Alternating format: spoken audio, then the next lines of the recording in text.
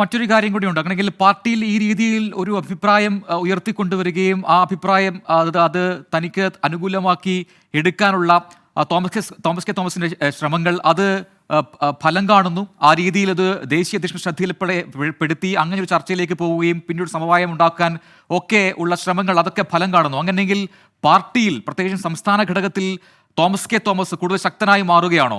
അതേസമയം തന്നെ A K Saseendran കഴിഞ്ഞ കുറേ നാളുകളായി അദ്ദേഹം ഈ NCPയുടെ ഒരു മുഖമാണ്, സംസ്ഥാനത്തെ മുഖമാണ്, മന്ത്രിസഭകളിൽ മാറി മാറി വന്ന മന്ത്രി കൂടിയാണ് എ കെ ശശീന്ദ്രൻ. പക്ഷേ ഈ രീതിയിലൊരു തീരുമാനം എടുക്കേണ്ടി വരുമ്പോൾ സ്വാഭാവികമായിട്ടും ഇങ്ങനെ ഒരു മാന്യമായ മാറ്റം അത് തനിക്ക് വേണം, അല്ലെങ്കിൽ തനിക്ക് ഒരു പാർട്ടിയിൽ കൃത്യമായ ഒരു കീ പൊസിഷൻ വേണം എന്ന ആവശ്യം അത് സ്വാഭാവികം തന്നെയാണ്. പക്ഷേ എങ്ങനെ ഒരു തീരുമാനം അതിൽ ഉണ്ടാക്കാം?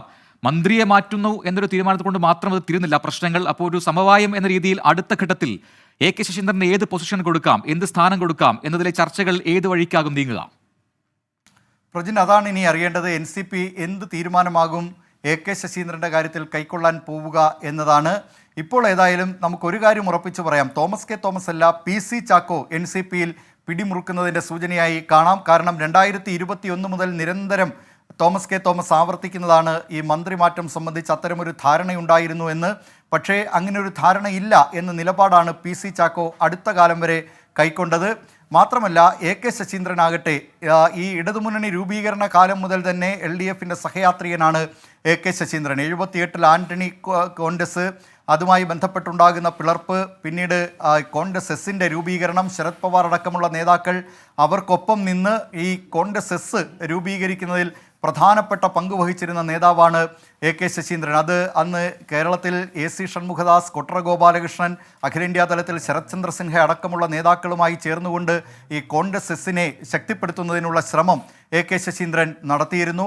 പിന്നീട് PC ചാക്കോ LDF വിട്ട് കോൺഗ്രസ് പക്ഷത്തേക്ക്, KP ഉണ്ണികൃഷ്ണൻ അടക്കമുള്ള നേതാക്കൾ കോൺഗ്രസ് പക്ഷത്തേക്ക് പോയപ്പോഴും എ കെ ശശീന്ദ്രൻ ഇടതുമുന്നണിക്കൊപ്പം ഉറച്ചു നിന്ന നേതാവാണ്.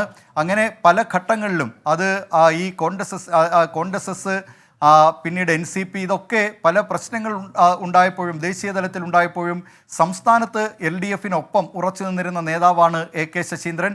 അതിന് അദ്ദേഹത്തിന് മന്ത്രിസ്ഥാനം പിണറായി വിജയനും CPIM ഒക്കെ നൽകുകയും ചെയ്തു. പക്ഷേ ഇപ്പോൾ NCP, അദ്ദേഹത്തിൻ്റെ പാർട്ടിയായി NCP തീരുമാനമെടുത്തിരിക്കുന്നു.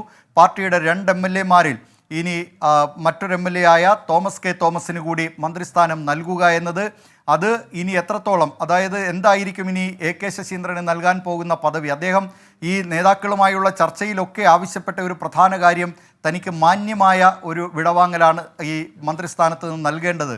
അതായത് ഈ മന്ത്രിസ്ഥാനം ഒഴിയുമ്പോൾ തനിക്ക് മാന്യമായൊരു പദവി പാർട്ടി സംഘടനാ തലത്തിൽ നൽകണം എന്ന ആവശ്യം അദ്ദേഹം ഉന്നയിച്ചതായാണ് വിവരം ലഭിക്കുന്നത്.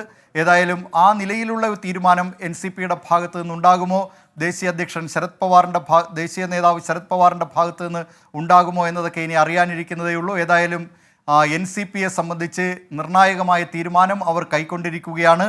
എ കെ ശശീന്ദ്രന് പകരം തോമസ് കെ തോമസിനെ മന്ത്രിയാക്കണം എന്ന തീരുമാനമാണ് ഇപ്പോൾ NCP കൈക്കൊണ്ടിരിക്കുന്നത്. പ്രജിൻ.